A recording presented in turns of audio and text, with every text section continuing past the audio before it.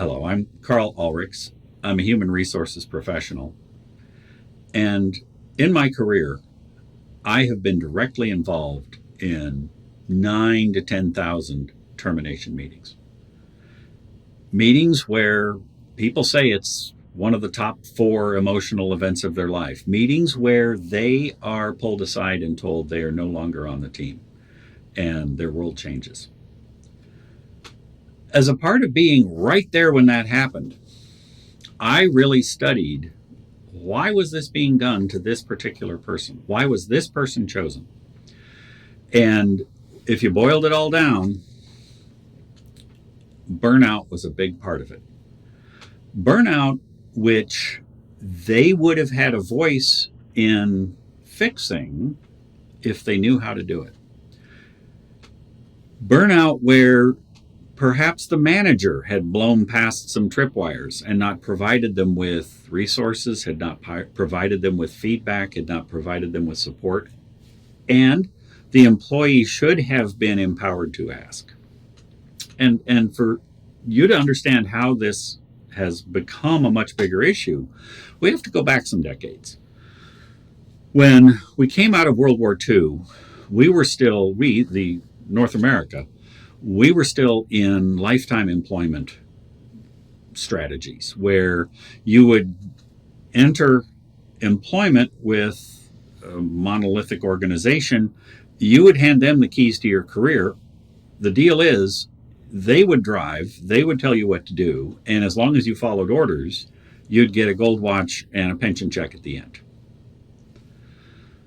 Mid-'80s, the world significantly shifted with, for the first time, massive layoffs in North American manufacturing. This was different. In those layoffs, organizations came out and said, you are now driving, here's the keys, you go drive your career. Good news, you now had the power to decide where you went. Bad news, you now were in charge of your own life. And there had not been a lot of structure in how to do that. So let's fast forward to the modern world. If we have a manager who is moving pretty quickly, deadlines are tight, organization structure is flat, lots of reports, the manager is thinking, if I'm a noble leader, I can demonstrate the kind of behaviors, but I don't have the time to come back and nurture every person. Well, high performers really need feedback. They desire it. And at the same time, the manager is feeling, I don't need to spend time with my high performers. They're doing a great job. So the high performer essentially works in a feedback vacuum. Also understand, they may not have been mentored. They may not have been part of an apprenticeship program. It's assumed they know how to ask for feedback. That's a false assumption. They may not know. The manager doesn't have the right cues. The manager may not give feedback, and the skill build that needs to happen of how good communication is supposed to happen between people is skipped over. Multiply on this that many modern managers are introverted in their style, which means they are not out from behind their desks. We're interacting electronically and little cues and an emoji. It's not as powerful as a routine face-to-face chat with a boss they respect.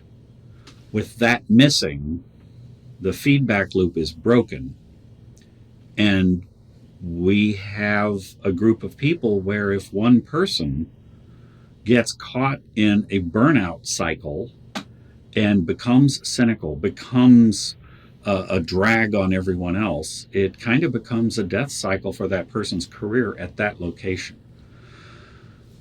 What's needed? A manager who's aware of the warning signs of burnout and who's also aware that they have a role in not giving just open, happy talk, but it's such a different world where many people learned one size fits all, and now it's one size fits one. where a good leader knows each of their people, knows what the warning signs are if burnout starts to occur, and can then apply the proper remedy for that person's communication style, for that person's thinking style, because it's really going to vary from person to person. So I'm really enthused that we're finally starting to look at burnout as an issue, because untreated, burnout can kill a career. And with some awareness, high quality people can be turned around and brought back from the brink in time to get them back to high performance in a reasonable period of time without them having to be a part of a termination meeting and a clean sheet of paper and a restart somewhere else. That is what makes all the difference.